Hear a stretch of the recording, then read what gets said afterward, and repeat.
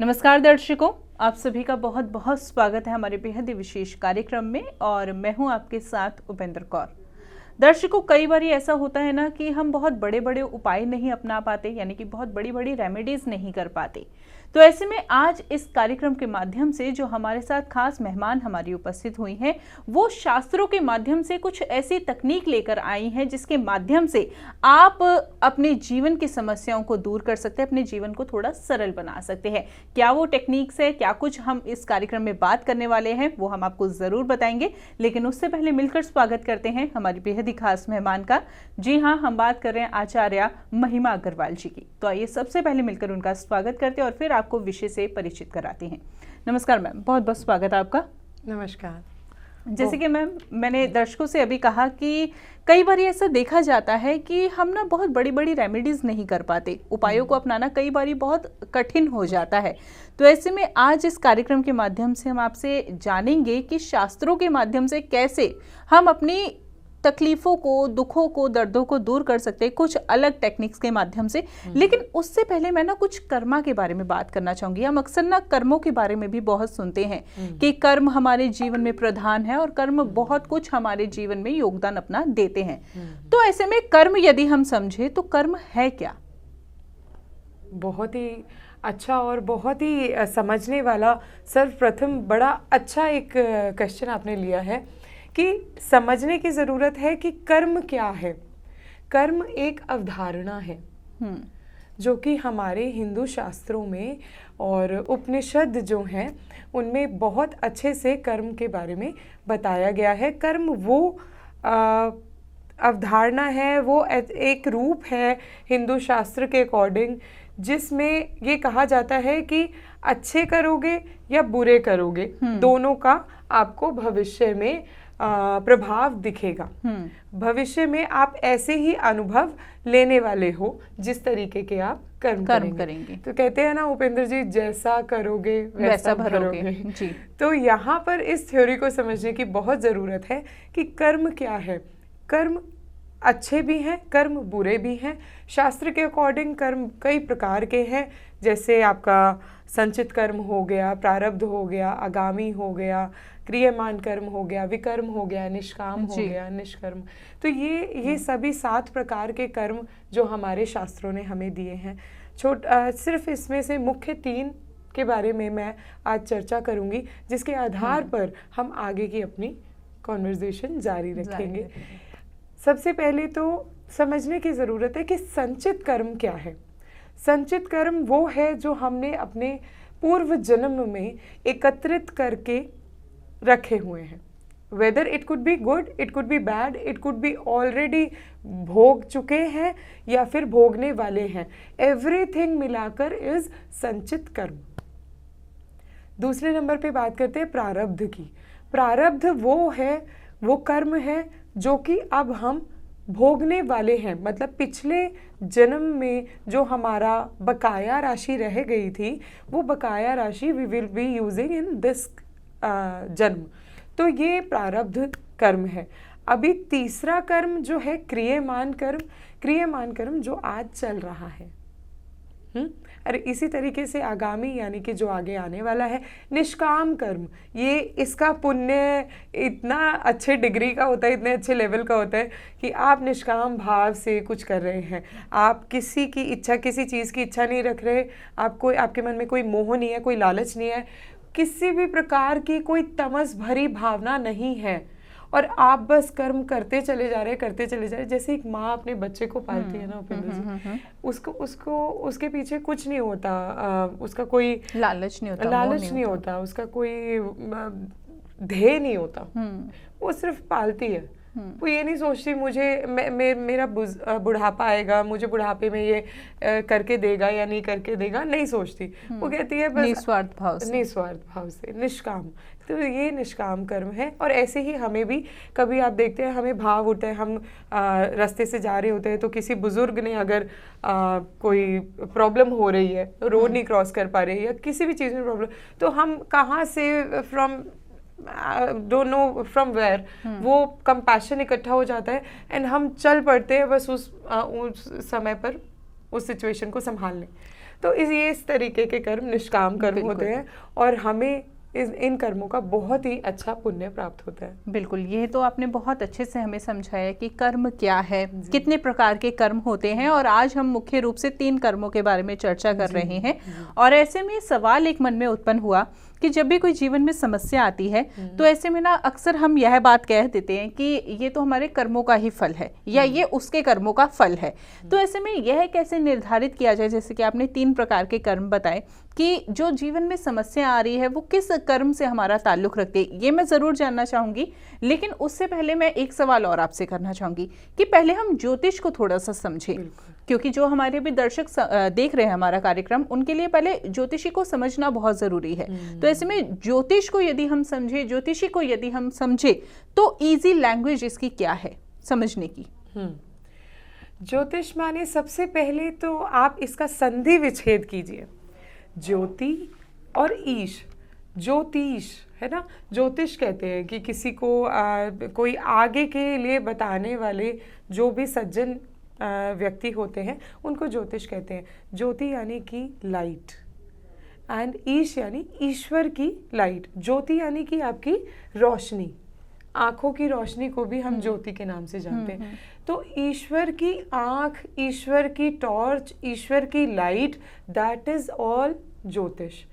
जो परमात्मा आपको रास्ता गाइड करना चाहता है, जो परमात्मा ने आपके लिए लिखा है, जो परमात्मा चाहता है कि आपके जीवन में एक प्रकाश इस तरीके से विद्यमान रहे कि आप अपने जीवन को सरलता, सफलता से, संपूर्ण तरीके से जी लें, वो चीज़ ज्योतिष आपको बता सकता है। एक अच्छा ज्योतिषी आपको बहुत अच्छी गाइडेंस दे सकता है। बिल्कुल, कहते भी हैं कि यदि हमें एक अच्छे ज्योतिष का मार्गदर्शन मिल जाए तो ऐसे में हम अपने जीवन के बहुत सारे पहलुओं को जान सकते हैं और पहले ही सचेत हो सकते हैं। लेकिन उसके लिए हमें एक अच्छे ज्योतिष आचार्य का मिलना बहुत ज़रूरी है और सही गाइडेंस मिलना बहुत ज़रूरी है। चलिए, ये तो हमने बहुत अच्छे से समझ लिया कि ज्योतिष का हमारे जीवन में क्या कार्य है। इसी के साथ साथ, जैसे कि मैंने पूर्व में आपसे प्रश्न किया था कि हम यह कैसे समझे कि जो समस्या हमारे जीवन में आ रही है वो हमारे किस कर्म से जो है संबंध रख रही है, ताल्लुक रख रही है। बिल्कुल उपेंद्र जी, यहाँ पर थोड़ा सा डीप आ जाएगा एस्ट्रोलॉजिकल पार्ट जी, क्योंकि आपका क्वेश्चन बड़ा गहरा है और मैं मानती हूँ कि हमारे दर्शकों को भी समझ आएगा। बिल्कुल। उपेंद्र जी का क्वेश्चन है कि कैसे पता लगाएं कि कौन सा कर्म हमें कहाँ इम्पैक्ट डालेगा। बिल्कुल। और जन्म कुंडली से कैसे पता लगाएं? तो जन्म कुंडली में तो सिवाय ग्रहों के कुछ होता नहीं है। बिल्कुल। ग्रहों के अनुसार कर्म डिसाइड होते हैं। मंगल के कर्म, सूर्य के कर्म, चंद्र के कर्म। आपको अगर सूर्य अच्छा करना है, we have karmas for benefit Surya, मतलब अच्छी स्थिति में यदि सूर्य है तो क्या कर्म रहेंगे, अगर बुरी स्थिति में सूर्य है जन्म कुंडली में तो क्या कर्म रहेंगे। इसी प्रकार से नवग्रहों के कुछ कर्म होते हैं जो कि ज्योतिष शास्त्र में, हिंदू ज्योतिष शास्त्र में दिए गए हैं। तो एक एक करके बात करते हैं ग्रहों की, लेकिन उससे पहले आपको ये समझना ज़रूरी है कि किस आकलन पे हमारे कर्मों को रखा गया है, किस तरीके से हमारे कर्मों को डाइवर्सिफाई या फिर कहना चाहिए सेग्रीगेट, क्लासिफाई किया गया है शास्त्रों में। तो कर्मों की तो बात हमने कर ली कि कितने प्रकार के कर्म होते हैं, लेकिन जब आप पिछले जन्म को भोग करके आ रहे हैं तो डेफिनेटली ग्रहों के हिसाब से कर्म चल रहे होंगे। और जन्म कुंडली देख करके कैसे समझा जाए कि कौन से ग्रह के हिसाब से कौन से कर्म हमारे ज़्यादा रहे और कौन से कर्म हमारे कम रहे, यानी कि क्या हमारा पाप और पुण्य का पलड़ा कैसा है, कहीं पाप का भारी तो नहीं या फिर पुण्य का भारी है या पुण्य ज़्यादा है, तो हमें क्या क्या उसमें आनंद आने वाला है, क्या क्या मिलने वाला है।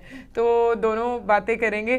पाप भारी है तो क्या फेस करेंगे, from what you will suffer, और अगर पुण्य अच्छा है, पुण्य ज़्यादा है, तो आपको क्या मिलने वाला है, क्या आपके लिए गिफ्ट तैयार है भगवान का।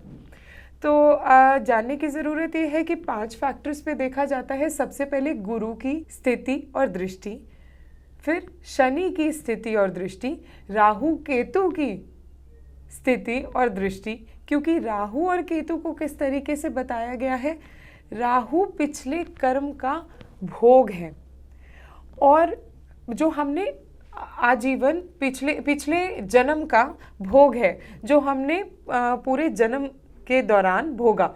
लेकिन केतु लर्निंग है, तो बोथ आर कनेक्टेड कि एक हमें हमारे साथ चल रहा है और एक से हम सीख रहे हैं। तो केतु इस सबक फाइनली। तो अच्छा, 2 लास्ट के रह गए, दशा एंड गोचर। दशा मतलब महादशा जिनकी हम बात करते हैं। दशाएं बहुत महत्वपूर्ण रोल अदा करती हैं ज्योतिषीय विश्लेषण में। तो 60% जब हम ज्योतिषीय विश्लेषण की बात करते हैं, 60% आर इम्पोर्टेंस रखती है दशाएं, और बाकी की चीज़ें जैसे योग और गोचर ये बाकी 20% मायने रखता है। तो अब ट्रांजिट, गोचर को देखना इसलिए आवश्यक है क्योंकि गोचर सबसे ज़्यादा एम्फेसिस डालता है हमारे अभी के हो रहे कर्मा पे। मान लीजिए अगर कोई झूठ बोल रहा है तो गोचर की क्या स्थिति है, क्यों वो झूठ बोल रहा है, क्या कारण हो रहा है कि उसको झूठ बोलना पड़ रहा है। The situation, the circumstances are गोचर। दशा यानी कि अब वो सर्कमस्टांसेस को कैसे लेगा, अब जो भी सर्कमस्टांसेस उसके आसपास चल रहे हैं उसको वो कैसे अडेप्ट करता है, दैट इज बिकॉज ऑफ दशा, है ना। तो क्या होता है उपेंद्र जी, जब हमारे पास बहुत सारा कुछ सामान रखा है बिखरा हुआ, है ना, अब हमें उसको सॉर्ट आउट करना है, तो डिपेंड करता है, कोई फ्रस्ट्रेट हो जाता है, कोई कहता है बाद में करूंगा, कोई कहता है इतना करता हूँ, कोई कहता है यहाँ से शुरू करता हूँ, कोई कहता है पूरा एक साथ करूंगा। तो दैट इज वो उसका जो नेचर है ना, वो बताती है दशा कि वो किस तरीके से सिचुएशन को हैंडल करने का। तो इसी तरीके से अब बात करते हैं गुरु की। गुरु क्या करता है, अच्छे कर्मों का कारण और ज्ञान की प्राप्ति। गुरु देता है अच्छे कर्म के जो भी कारण होते हैं और ज्ञान की प्राप्ति, आध्यात्मिक वृद्धि गुरु देता है। यह सारी चीज़ें क्या दिखाती है कि हमने पूर्व जन्म में किस प्रकार से आध्यात्मिक वृद्धि की थी, कितना हमने ज्ञान अर्जन किया था और क्या कितने हमारे अच्छे कर्म थे। शनि की बात करते हैं। शनि क्या बताता है, शनि बताता है कि हम कितने कर्मठ थे, कर्मशील थे, हमने कितनी मेहनत की, कितना झूठ बोला। शनि को न्यायाधीश कहा गया है, तो कितना हम ट्रुथफुल थे, truthful to our self, truthful to our society, our family, our friends, our relatives, वो सारी चीज़ें शनि बताता है। और राहु और केतु का मैंने आपको बताया कि राहु इज़ थ्रू आउट की जो भोग चल रही थी पूर्व जन्म में, वो राहु था, और इस जन्म में जिस सबक के साथ हम पैदा हुए, जिस लर्निंग के साथ हम पैदा हुए, दैट इज़ केतु। एब्सोल्युटली। तो ये एक तरीका मैंने आपको ज्योतिषीय शास्त्रोक्त तरीका समझाने की कोशिश की कि किस तरीके से आप अपने कर्मों का आकलन कर सकते हैं कि मैं अच्छा हूँ, मैंने पिछले कर्म अच्छे करे, या फिर मैं बुरा हूँ, मैंने पिछले कर्म बुरे करे। बिल्कुल। इसी के साथ साथ मन में एक और प्रश्न आया कि अक्सर ना हम यह बात सुनते हैं कि आपके कुंडली में इस भाव में जो प्लैनेट है वो नीच का प्रभाव दे रहे हैं। अच्छा। तो अक्सर एक लोगों के मन में शायद यह भी सवाल आता हो कि अगर नीच का प्रभाव प्लैनेट दे रहे हैं तो क्या इसका संबंध हमारे खराब कर्मों से है, और अगर खराब कर्मों से होता है तो यह कैसे मालूम हो कि खराब कर्म हमारे इस जन्म के हैं या पिछले जन्म का परिणाम है? बहुत अच्छा सवाल है, और ऐसा सवाल अक्सर काउंसलिंग में आता है। लोग पूछते हैं कि नीच का मंगल है तो मतलब मेरा मंगल से रिलेटेड हमेशा काम खराब ही होगा क्या? बिल्कुल। क्या होता है, इस चीज़ को समझने की कैसे ज़रूरत है। कोई भी ग्रह यदि नीच का है तो वो अपने फल नहीं दे पा रहा, वो जिस तरीके से परफॉर्म कर सकता है, जितनी उसकी एनर्जी है, वो उस तरीके से परफॉर्म नहीं कर पा रहा। इसका मतलब ये नहीं है कि आपके कर्म नीच के हो जाएंगे या फिर आप लो काउंट होने लग जाएंगे या फिर आप डिप्राइव हो जाएंगे, नहीं। हर ग्रह का अपना नेचर होता है, अपना सिग्निफिकेंस होता है, उसमें कमी आ जाएगी। बिल्कुल। बहुत अच्छे से आपने हमारे इस डाउट को भी क्लियर किया, हमारे लिए भी, हमारे दर्शकों के लिए भी। इसी के साथ साथ अब मैं आपसे यह जानना चाहूँगी, जैसे कि आपने बोला कि ग्रहों से संबंध होता है हमारे कर्मों का, तो ऐसे में हम अपने प्रतिदिन लाइफ में ऐसे कौन से कार्य करें जिससे जो ग्रहों के अनुसार जो कर्म हमें प्रभाव देते हैं या कर्म जो ग्रहों के अनुसार हमें प्रभाव देते हैं उन्हें हम ठीक कर पाएं, या हम अपने ग्रहों को बलवान बना पाएं अपने कुछ डेली लाइफ में कुछ ऐसी चीजें करके, कुछ ऐसे कार्य करके। बहुत ही अच्छी बात है। कार्मिक उपाय को समझने की ज़रूरत है कि कार्मिक उपाय क्या होते हैं। यह रिलेट करेगा आपके प्रत्येक ग्रहों के उपाय के साथ भी, तो ध्यान से सुनिएगा। कार्मिक उपाय क्यों किए जाते हैं? हमारे नकारात्मक कर्मों को नलिफाई करने के लिए। जितने भी नकारात्मक कर्म किए हैं, सकारात्मक तो पुण्य में ऐड ऑन हो ही गए, लेकिन नकारात्मक कर्म जो किए हैं पिछले जन्म में या इसी जन्म में, तो भय रहता है कि कहीं ऐसा ना हो कि अनफॉरसीन कुछ देखने को मिल जाए, अचानक जाने अनजाने में कुछ ऐसी चीज़ें सामने आ जाए, कुछ ऐसा गलत कोई हमारे साथ कुछ हो जाए, स्थिति ऐसी बन जाए जो कि हम नहीं चाहते। कोई भी नहीं चाहता कि हमारे साथ गलत हो, तो उस केस में ये नकारात्मक कर्मों को नलिफाई करने के लिए कार्मिक रेमेडीज़ की जाती हैं, कार्मिक उपाय किए जाते हैं। ये किस तरीके से होते हैं? जैसे कि आप मंत्र का उच्चारण करें।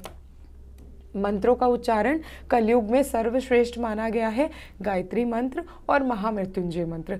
आप ओम नमः शिवाय का चैंट भी कर सकते हैं। यह 3 मंत्र यदि आप किसी भी समय दिन में उच्चारण करते हैं तो आप पाएंगे कि ये नकारात्मक कर्म धीरे धीरे कम होते जा रहे हैं, डिमिनिश होते जा रहे हैं। दूसरे नंबर पर रत्न, और आज के टाइम में रत्न कभी हुआ करते थे, है ना, राजा महाराजा के समय पे रत्न हुआ करते थे उपेंद्र कौर जी। आज के टाइम पे अगर बात करें तो ऑथेंटिसिटी, जेन्युइनिटी एंड नेचुरलिटी बहुत इफेक्ट हुई है। इसका मतलब ये नहीं है कि मैं सीधे सीधे जेमस्टोन्स पर वार कर रही हूँ, ऐसा नहीं है, लेकिन उसको देख करके लें, परख करके लें, जेन्युइन लें, ओरिजिनल ले, नेचुरल ले। ओरिजिनल और नेचुरल होना चाहिए। That should be the first major आकलन ऑफ योर जेमस्टोन। दूसरा, पूजा करें। पूजा एवं यज्ञ। यज्ञ एकमात्र उपाय है, कार्मिक रेमेडी है, जो कि बहुत तेजी से हमारे नेगेटिव कर्मास को नलिफाई कर देता है। तो यज्ञ, अब यज्ञ तो वही कर सकते हैं जिनको उसका ज्ञान हो। विधिवत रूप से यज्ञ करना ही बिल्कुल पूर्णतः उसको संपूर्ण माना जाता है। लेकिन जिनको अब ये ज्ञान नहीं है यज्ञ और पूजा का, उनके लिए सबसे उत्तम सर्वश्रेष्ठ कर्म है दान और सेवा। दान यानी कि ऐसा नहीं है कि आपके पास जो कुछ भी आप सारा दे दीजिए बिना ये सोचे कि आपके पास क्या रह जाएगा, क्या मतलब कुछ रह भी जाएगा या नहीं। नहीं, आप जितना देने के योग्य हैं उतना आप दीजिए। और उसके बाद सेवा भाव अपने मन में हमेशा बुजुर्गों के प्रति, बच्चों के प्रति, हर किसी के प्रति सेवा भाव रखिए, ह्यूमैनिटी रखिए।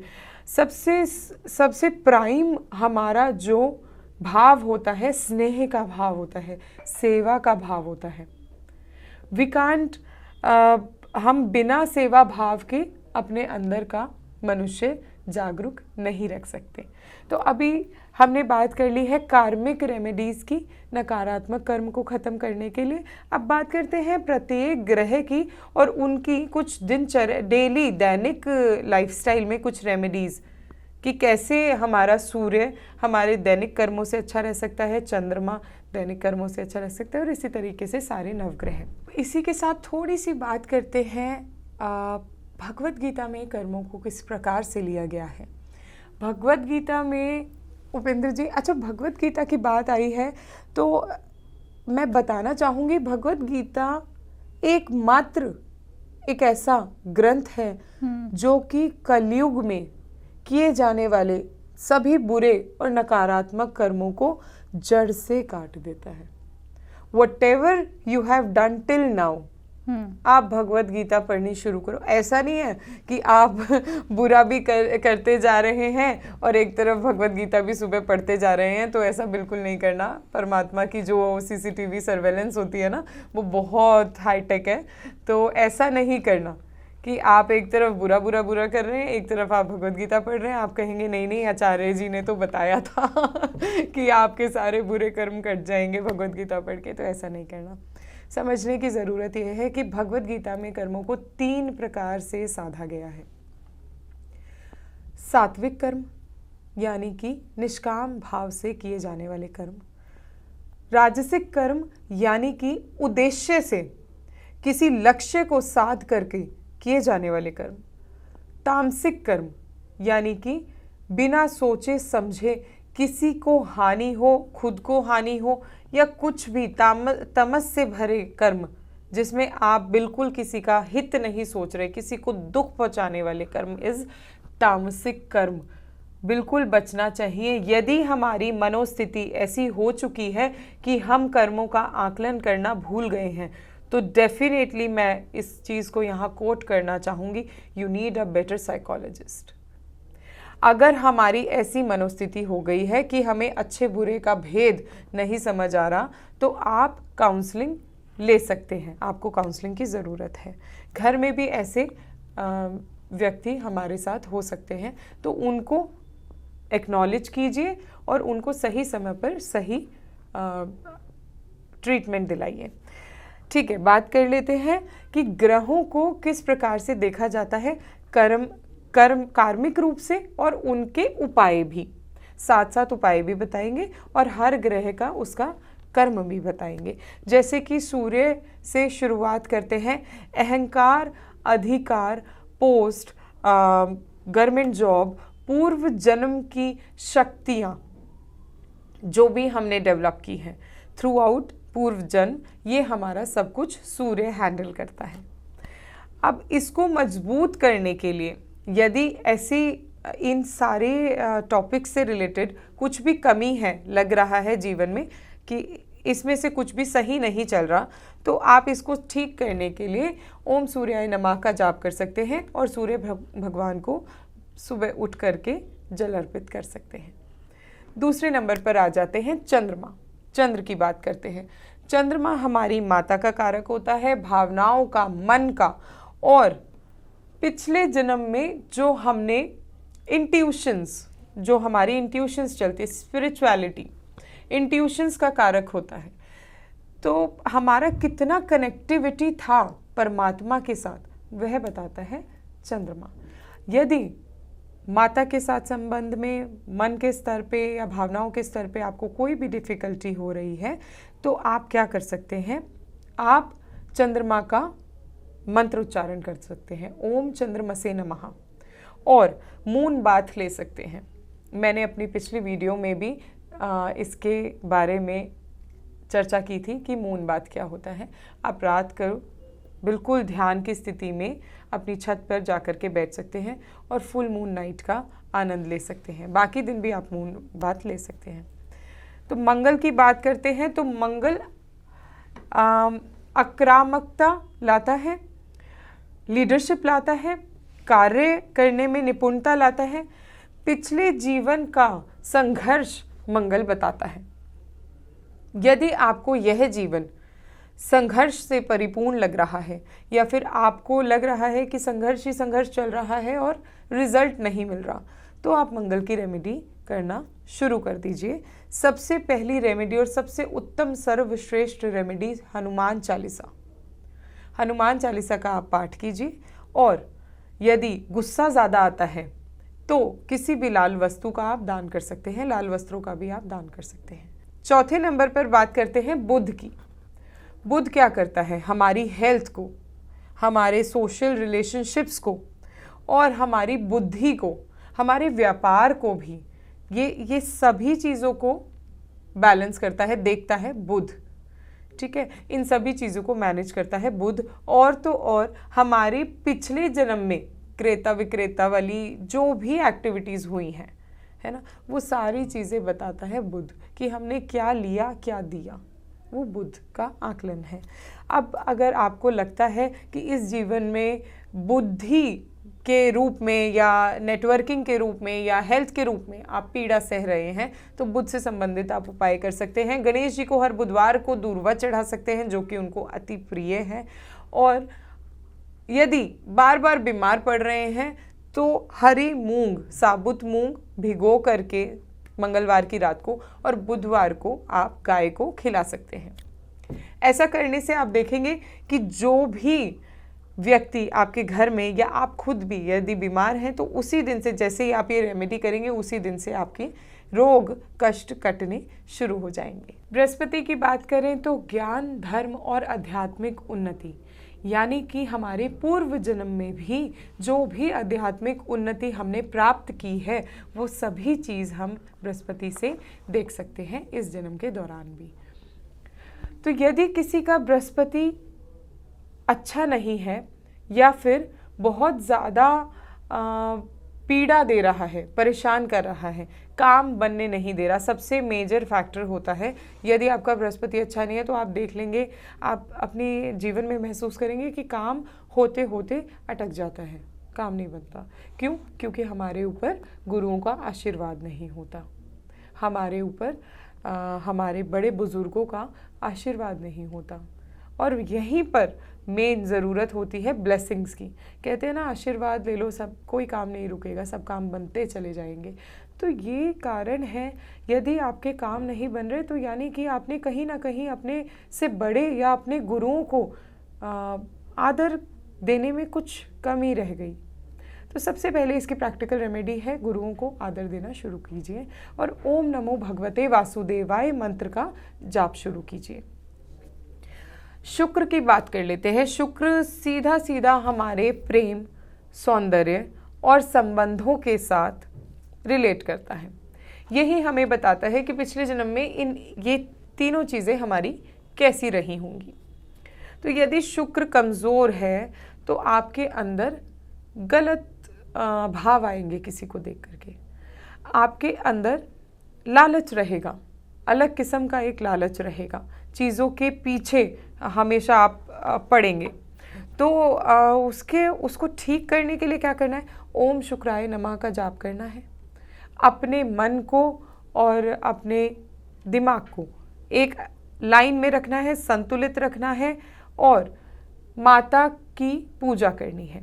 आप देवी माँ की पूजा कर सकते हैं। जैसे ही आप देवी माँ की पूजा करना शुरू करेंगे, आप देखेंगे आपके विचारों में, मन की क्रांतियों में एक शांति आ गई है, एक शिथिलता आने लग गई है।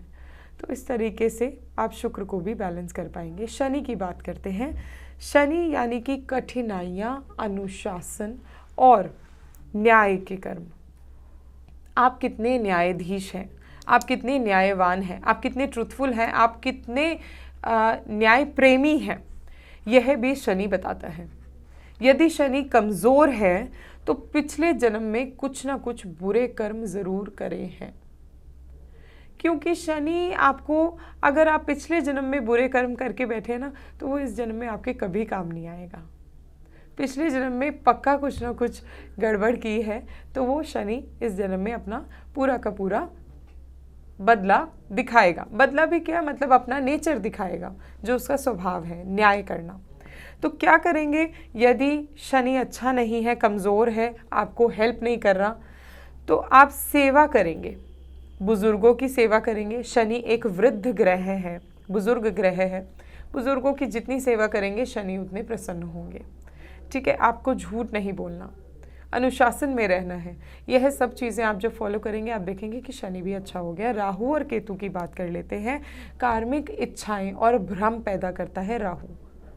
यदि इल्यूजन्स की बात करें, आज हम जहाँ खड़े हैं, हम वहाँ भी पूर्णतः नहीं हैं, और हम आगे के लिए बेचैन हैं कि आगे क्या होगा, आगे क्या होगा। अरे जहाँ हो वहाँ का तो आनंद लो, बी 100% देयर। माइंडफुलनेस कहाँ है? सबसे बड़ा उपाय है हमारा पूरा विश्लेषण एक तरफ, पूरी चर्चा हमारी एक तरफ, और माइंडफुलनेस एक तरफ। आपकी इंटेंशंस प्योर होनी चाहिए, आपकी इंटेंशंस में गड़बड़ नहीं होनी चाहिए, और आप संपूर्ण पूरे के पूरे वही होने चाहिए जहां आप हो, वरना आज भी खराब होगा, और आज खराब हुआ तो कल भी खराब होगा। ठीक है, तो समझने की ज़रूरत यह है कि राहु अगर गलत है, अच्छा प्रभाव नहीं दे रहा, राहु की वजह से समस्या आ रही है, तो सिर्फ और सिर्फ शक्ति ही आपको बचा सकती है, वो है दुर्गा शक्ति। आप दुर्गा सप्तशती का पाठ कर सकते हैं, दुर्गा चालीसा कर सकते हैं, दुर्गा आरती या स्तुति भी आपको उतनी ही मददगार होगी। सर्व मंगल मांगल्ये शिवे सर्वार्थ साधिके शरणे त्र्यंबके गौरी नारायणी नमोस्तुते। इस मंत्र का आप उच्चारण करेंगे तो राहु से संबंधित जो भी कष्ट आप अपने जीवन में भोग रहे हैं, धीरे धीरे सब डिमिनिश हो जाएंगे, नलिफाई हो जाएंगे। केतु की बात करते हैं। केतु लाता है विरक्ति, वैराग्य, लेसन्स, लर्निंग्स। केतु मोक्ष प्राप्ति के लिए माना गया है। केतु से समझ आता है कि पिछले जीवन में आपको मोक्ष क्यों नहीं मिला, आप क्यों फिर से इस सृष्टि चक्र में आकर के बंध गए हैं, केतु से समझा जाता है। यदि केतु डिस्टर्ब है तो क्या करें? आप सिर्फ और सिर्फ गणेश जी का उच्चारण करें, गणेश जी के मंत्र का उच्चारण करें। ओम गण गणपते नमः, वक्रतुंड महाकाय सूर्यकोटि समप्रभा, निर्विघ्नं कुरु मे देव, सर्वकार्येषु सर्वदा। ऐसा करने से, ये मंत्र उच्चारण करने से आपके सभी कार्य बनने लग जाएंगे, और आप देखेंगे कि एक लाइफ को लेकर के जो क्वेश्चंस चल रहे हैं मन में, जो कन्फ्यूजन्स, डिलेमा में आप हैं, वो सारी चीज़ें धीरे धीरे एलिमिनेट होती चली जाएंगी और आप क्लियर होते चले जाएंगे। नो मोर कन्फ्यूजन्स लेफ्ट। तो इस तरीके से उपेंद्र जी नवग्रहों का हम कर्मों के साथ जुड़ाव देखते हैं, और प्रत्येक कर्म को ठीक करने के लिए उसके लिए रेमेडीज हम कर सकते हैं। और बहुत ही सुंदर रेमेडीज जो हैं आपने इस कार्यक्रम के माध्यम से हमें बताई है, हमारे दर्शकों को बताई है, जो कोई आसानी से अपनाई जा सकती है, सरलता से अपनाई जा सकती है। बहुत कठिन रेमेडीज नहीं है। यदि कोई अपनाना चाहे तो बहुत इजीली इस रेमेडीज को अपना कर अपने ग्रहों को सही कर सकता है, अपने कर्मों को जो है वो और स्ट्रॉन्ग कर सकता है। तो देखिए दर्शकों, आज इस कार्यक्रम के माध्यम से बहुत ही विशेष जानकारी आपको प्रदान की गई है, कर्मों के बारे में आपको बताया गया, और साथ ही साथ आपको यह भी बताया गया कि आपके कर्मों का संबंध आपके ग्रहों से कैसे है। बहुत ही विशेष जानकारी आपको दी गई, साथ ही साथ आपको विशेष उपाय भी बताए गए हैं। तो उपायों को उसी प्रकार से अपनाइएगा जैसा कि अभी आपको बताया गया है। और यदि आप अपनी कुंडली का आंकलन आचार्य जी द्वारा करवाना चाहते हैं, या आप अपनी कुंडली आचार्य जी द्वारा बनवाना चाहते हैं, तो ऐसे में दिए गए नंबर्स पर आप कांटेक्ट कर सकते हैं। फिलहाल वक्त इशारा कर रहे कार्यक्रम को यहीं पर विराम देने का। मैम, आप जुड़ी कीमती जानकारी दी, बहुत बहुत धन्यवाद आपका। नमस्कार। नमस्कार दर्शकों। आचार्य महिमा जी से वैदिक astrology, palmistry, numerology, vastu, yoga, diet से जुड़ी समस्या के निवारण हेतु संपर्क करें।